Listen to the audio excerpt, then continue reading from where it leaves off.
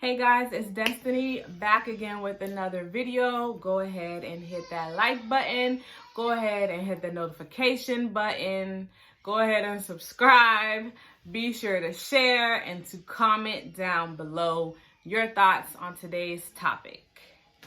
Today's topic is going to be about conscious parenting, at least my journey with conscious parenting.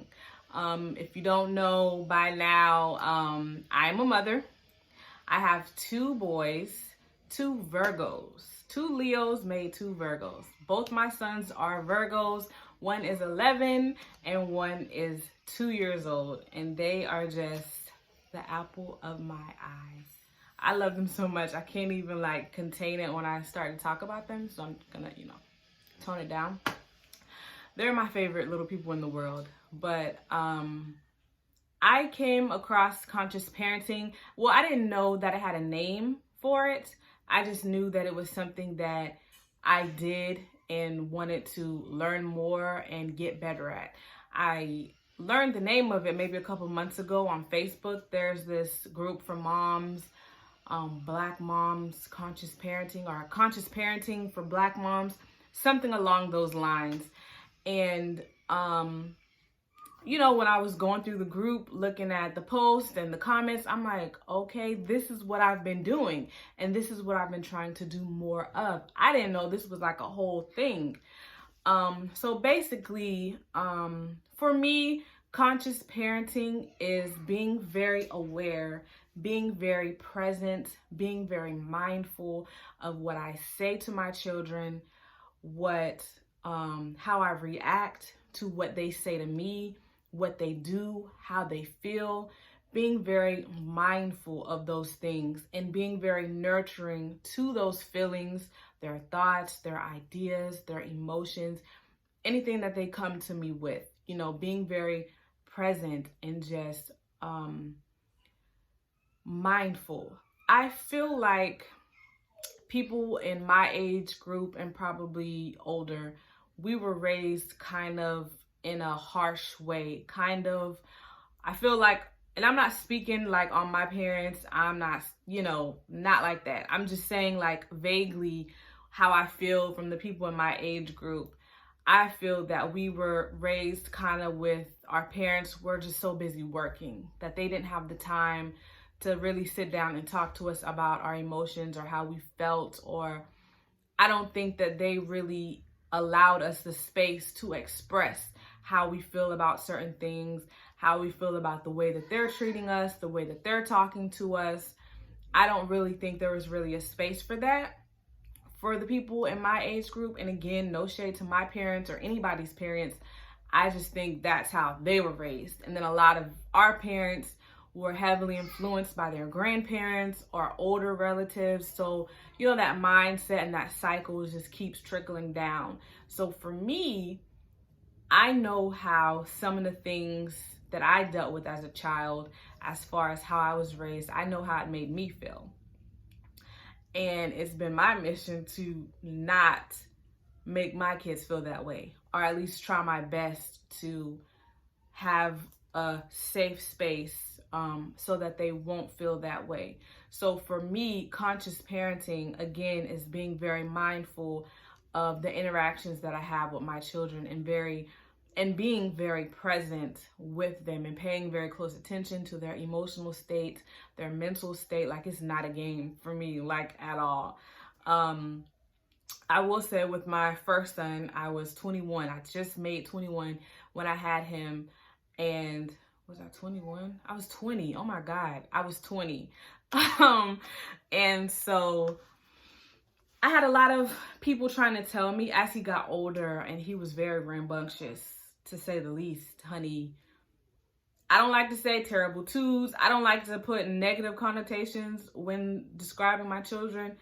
But number one was off every chain. I'm telling you, off every single chain. I was in all the principal's office. Honey, it was a lot. And I had a lot of people in my ear telling me, you need to spank him, you need to whoop him, you need to let him know so that when he gets older, he won't try to hit you. You need to put fear in him. He needs to be afraid of you, and all these things. okay, I'm young already trying to figure out who I am, and then I'm raising this person trying to figure out who he is, and people are just negative, negative, negative, negative. And I'm like, it doesn't have to be this way. I'm not saying I've been completely perfect with him, because I know I yelled. I know I got upset when he did things as a reaction. But when I snapped into it, it's like, I can't do that. Because number one, he's still doing the same things that I'm telling him not to do and punishing him for doing. So that's not working. There has to be a different approach. So for me, I would just sit down and talk to him.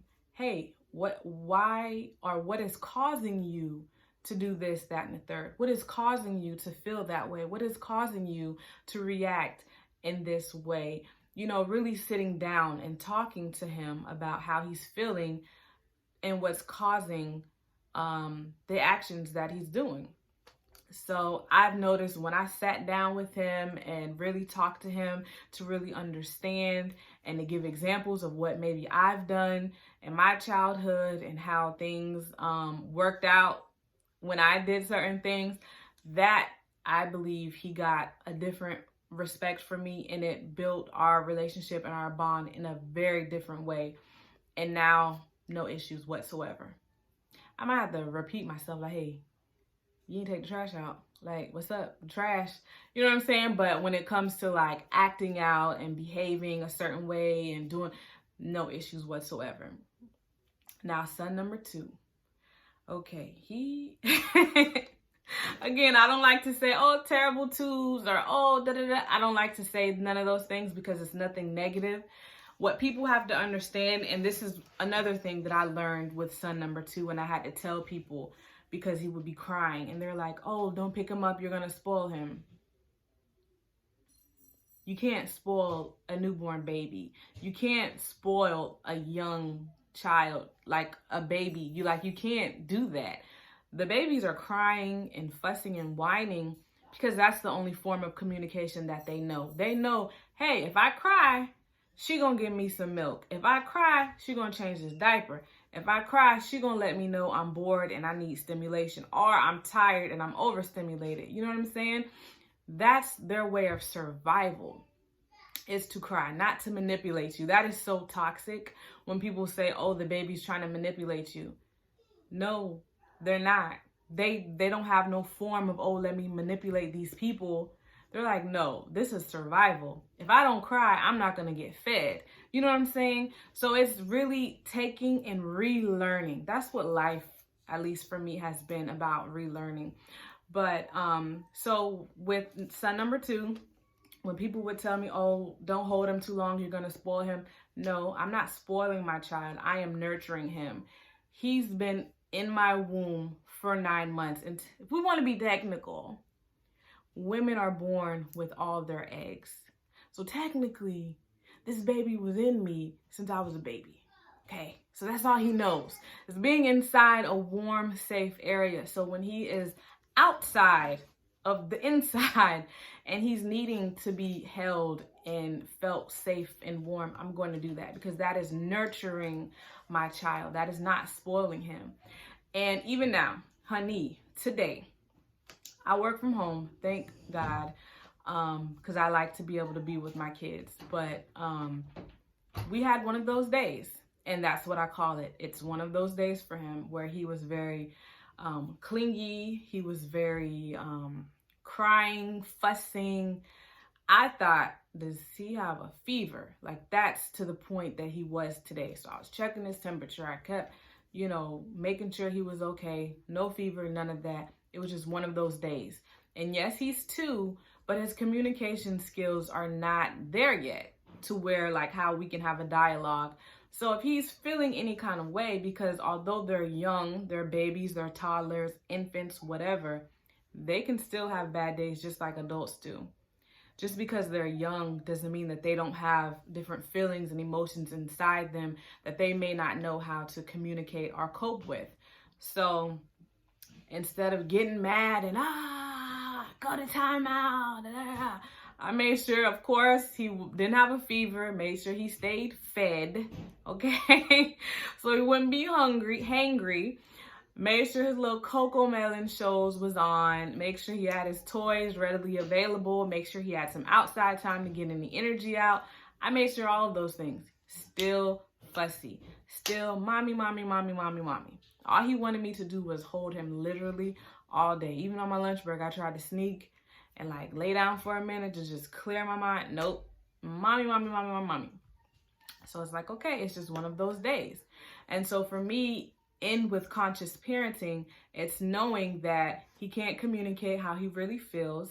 He's needing extra attention. Like sometimes we all need extra attention from the people that we love. Perfectly normal. He's needing a safe space. He's needing reassurance. He loves the touch. That's gotta be his love language, because he just like to just be on me. Like even if he has a foot just touching me, like he's content. So that is something that I am learning how to handle in a better way, in a different way. And it's constantly learning your children, because it's a whole person. There is no formula that's gonna be fit for every child. Every child is different. Every child has different needs, wants, desires, everything. And you can't treat them all the same. And I'm learning that even more, although I know that it was in me. Sometimes things are just in you. And like I said, it's relearning those things. And that's what it has been for me with son number 2, is relearning a lot of different things, because he is his own individual person. Although my kids are 9 years apart, they're 2 weeks apart. Their natal chart, which I don't know if y'all are into astrology, I dabble a little bit, but they have the same sun sign and the same rising sign, okay? Their moons are different, and moons is how you handle emotions and stuff like that, whatever. So knowing all these different things and equipping myself with different ways to handle them in different ways has made this conscious parenting very different. Now, I will say, you probably will, or you may not. Depends on the people around you and the support system that you have. You may get some negative feedback. Ignore them. This is your relationship with your children. This is the way that you're choosing to handle situations. And I'm sure your kids are going to be better for it, rather than just being yelled at, whooped, put on punishment. Well, we do punishments. If the grades ain't right, you're not playing the game. You feel me? But we're not going to whoop. We're not going to shame. We're not going to talk negatively to. We're not going to talk down to. We're not going to do any of those toxic things. So you may have people in your ear, especially if you're a first-time parent, especially if you have boys. They're going to try to tell you that those boys need to be whooped. They need to fear you so that they can respect you when they're older. No. My kids are going to respect me when they get older, because I respect them now, because we have a mutual respect now, and that's going to carry on for the rest of our lives. I don't worry about if my kids are going to hate me or anything. Like when they were younger, I was like, oh my God, are my kids, are they going to think that I'm a bad mom? I used to worry about stuff like that, but I don't think that no more, because I know that I am parenting them in the best way for them, emotionally and mentally and physically. They feel safe with me. They can tell me anything, even if it's like, okay, you know what I'm saying? They can tell me those things. They can come to me and know that mom has created this safe space. I can come to her about anything. Even if she's going to get mad, I can still come to her about it. And for me, that is most important. So I just wanted to come on and share that today, because like I said, today was a day, honey. The only reason why I got a moment is because they was eating and didn't feel like cooking. So we had some fries and some little vegan chicken nuggets and some grapes on the side, and that's dinner, honey. Okay, sometimes you just got to do what you got to do to get through, and that is what I'm doing. So I'm going to blog about this on my blog. If you don't know, destinaywilliams.blogspot.com. I'm going to link it in the video. I haven't written the blog yet, but I'm going to. So be looking out for that. I'm going to continue to do like updates and, you know, discussions about conscious parenting as things happen and as the kids age. So if you have any comments or any specific topics that you want me to talk about or discuss, go ahead and leave that in the comment section so that, we can get this dialogue going. Do you conscious parent? Have you heard of conscious parenting? What are your thoughts on it? I mean, don't be disrespectful because I ain't doing it. But, what are your thoughts on conscious parenting? If you do that, if you've seen it, if you've heard it, just let me know. How has it worked for you? Or is it something that you plan on trying? So yeah. If you love someone, tell them. I love you all. Bye.